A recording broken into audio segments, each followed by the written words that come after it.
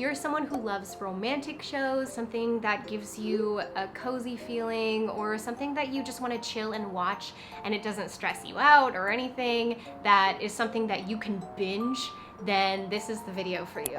Long time no see. I hope you're all doing well. I wanted to share with you guys 7 new romantic cozy anime shows I've been loving lately.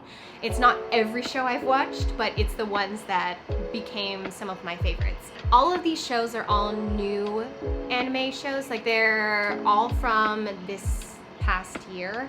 I will tell you the plot, but I'm not going to reveal any major spoilers or anything like that. I want to also note that not all of my anime recommendations in this video is going to be slice of life. Okay, let's just jump right into it. 7 cozy romantic anime shows I've been loving lately. Also, I'm so sorry if my camera doesn't focus on my face. This lens is very finicky sometimes, so I'm hoping that it works out. Sugar Apple Fairy Tale.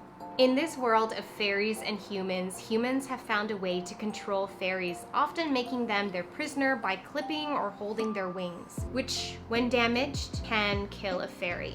The main character, Anne, sets off to become a silver sugar master just like her mother. In the royal capital, she tries to find a warrior fairy to purchase, and she finds a sharp-tongued, beautiful fairy named Shal, held captive by a cruel merchant.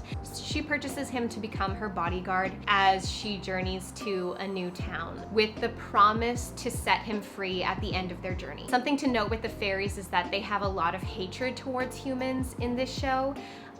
Maybe not hatred, but like distrust. Anne, as a character overall, I love her. She's so sweet and kind-natured. She does her best to try to stand up for the fairies, and she wants to befriend the fairies. Honestly, this one checks off all the boxes for me.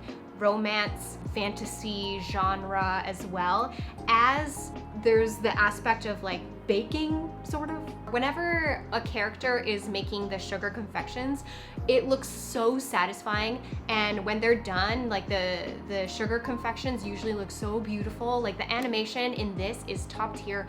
Like I said, checks all the boxes for me. The music is lovely. Honestly, a lot of the songs sound very similar to some songs that you might hear in some video games. Stunning visuals, like I said, the sugar confections look amazing. Just like the clear glass, that however they do that, it looks so good. The wings of each fairy look so nice.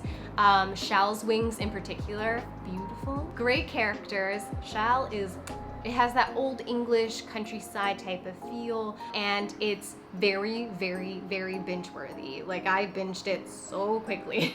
Shal and Anne's relationship is so freaking cute. This one is so good. I love it. It is probably, out of my entire list, one of my favorites. Tomochan A Girl. Okay, this one really surprised me. I had heard of it months ago, but I didn't really, I never really thought too much about giving it a chance. And then I just decided, okay, why not? And I was very surprised with how much I enjoyed this anime.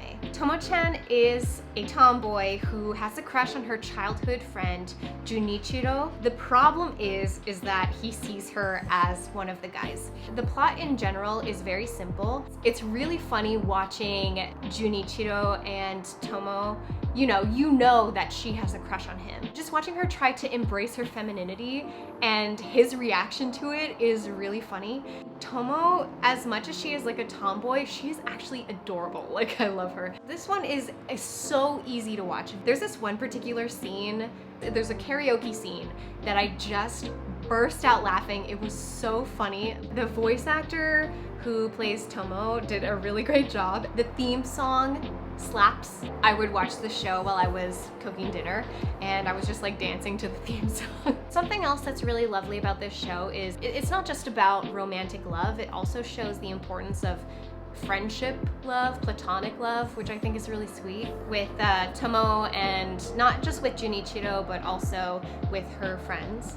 Each of these episodes kind of start, it's almost like they're 2 episodes in one episode. It starts with one scenario or one plot, and then the second half of the episode, they tackle something else. It makes it much more fun and digestible to watch. Tomo is such a breath of fresh air when it comes to main characters. It's different from a lot of the other romantic anime shows where the main character is cutesy and girly. Like, I love that she's a tomboy. Skip and Loafer. So this one I've spoken about in my reels before. This one is really popular, I would say. I think the manga is what started its popularity. Skip and Loafer is a feel-good coming-of-age story about Mitsumi, who comes from a tiny remote town, but now she's off to the big city, to a prestigious high school, and she's got big dreams. She's also very quirky, which I love. She's late for her first day at school, and she ends up meeting Shima, who is a sweet, dapper, and mature boy who goes to the same school, and he is also late. But unlike Mitsumi, he's much more casual about it. She is not okay with being late, but he is more of the mindset that it's the opening ceremony. It's basically like orientation, so who cares if you're late? But for her, it's a big deal. I would actually say that this anime is probably the coziest, most slice of life show that's in my list currently.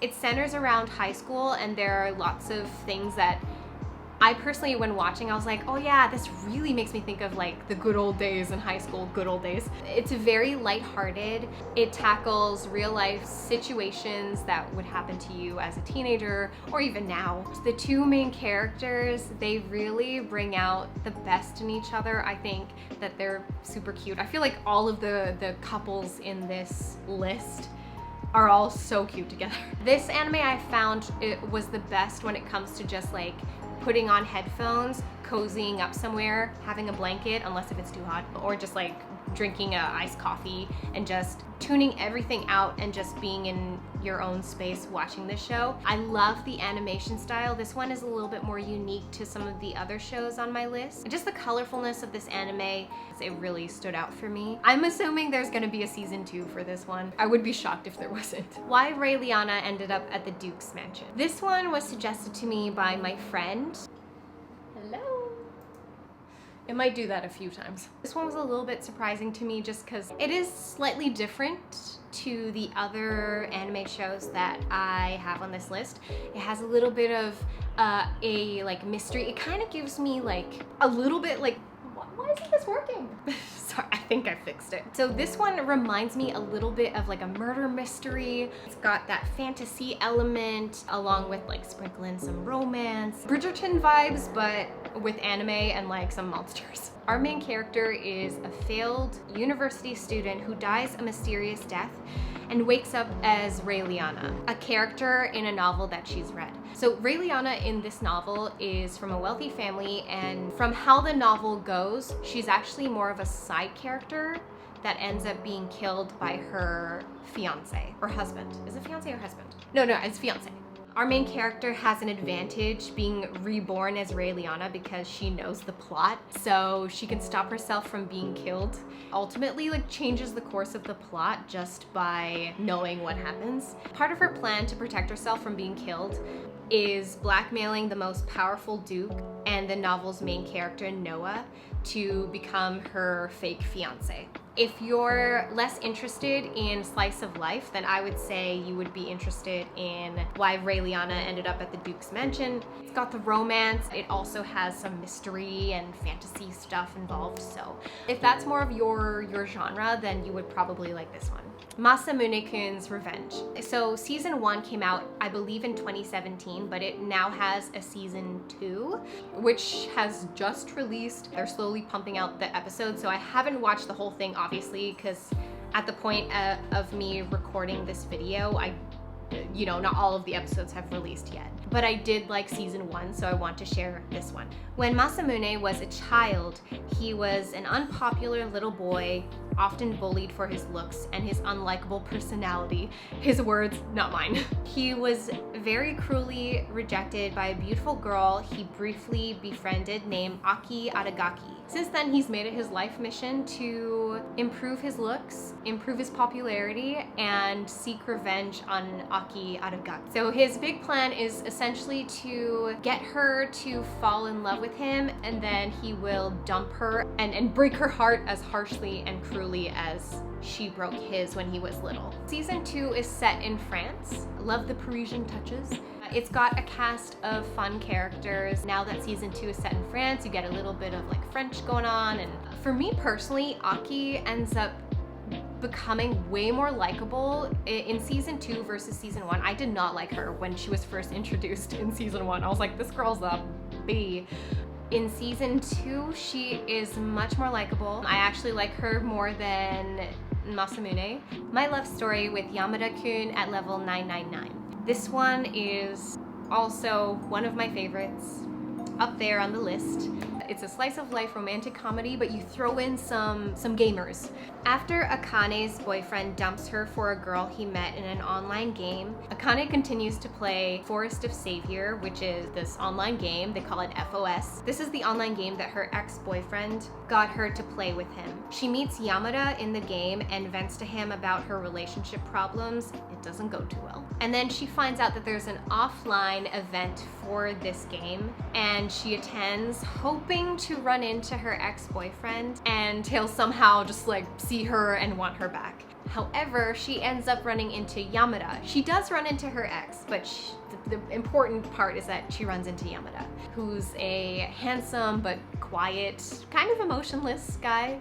We watch as Yamada and Akane's relationship build offline as they get closer and closer, and I found, like, I've said this on Instagram, I've found myself like screaming at my screen while watching, like, hurry up and confess. What I love is Yamada and Akane's personalities are so different.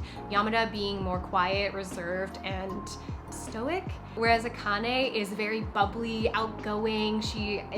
She's full of expressions. Akane drunk is, yeah. So this show, despite it being a show about gaming and gamers and all that stuff, you'll like it even if you're not into gaming. Even though the focus is kind of about the game, you really don't get much of the game. It does have a slice of life feel to it. They go through everyday scenarios. So there is a scene at a high school, but it's not like they're not going to school or anything like that. This one has become one of my favorites, very similar to Sugar Apple Fairy Tale, My Happy Marriage. This one is the newest one that I've found. As I'm recording this currently, it is still airing. Netflix slowly, I think it's every Wednesday or something like that, they released an episode every Wednesday for this anime. So future people who are watching this, you can tell me if you liked it or not. But as far as I'm watching it right now, and as I'm filming this, I really enjoy the episodes that I've seen so far. Mio is part of a prestigious family with psychic abilities. Unfortunately, she didn't seem to inherit any of these abilities herself. She's basically reduced to being a servant girl after her mother dies and her father remarries and has another child. Her sister has seemingly inherited these abilities, and she's like the odd one out, and she's basically Cinderella in this story. Mio is sent away to be married to a military captain who is rumored to have driven away all of his potential wives because of how horrible he is. I feel so bad for her. She's like, she just accepts it. She's like, yeah, well, it's just my luck. Like, I just have bad luck and I'm treated badly anyway, so maybe I'll be happy in this marriage, who knows? So Mio is surprised to find out that despite the rumors and behind her fiance's hard exterior, he actually has a really kind heart as she gets to know him. I really wasn't expecting much when I started watching this anime, but it was suggested to me by a few of you actually on my Instagram. Like, if a few of you are talking about this one, then I might as well give it a shot. And yeah, it kind of gives me a little bit of like, it's like a cross between Cinderella and like Avatar: The Last Airbender. if they had a baby. Yeah, so far, at least as far as the episodes I've watched. But I wanted to throw this in the list mainly because it already has a really great start for me. I'm like, I feel like as the episodes go on, I'm gonna really enjoy this one. The art is very visually pleasing. Well, yeah, I would say the main characters are really likable. Mio, I really like. My heart, she's like, she's so sweet. I know some of you guys might be like, why is this on your list? You haven't even watched all of the episodes. So far, I really like it. So I wanted to share it, share the love. That is it for my list of cozy romantic anime shows I've been loving lately. If you guys have watched some of these, tell me what your opinions are on them. If you have your own suggestions of anime shows that you've enjoyed that are in this romance genre, then please let us all know. Share them in the comments, have discussions about it. I've been really enjoying just reading all of your guys' suggestions for shows because I've discovered some new ones just by the things that you guys are suggesting for me. If you guys enjoyed this type of video, if you want me to make more, then let me know by giving this video a thumbs up. You can also check out my other social media accounts down below in the description.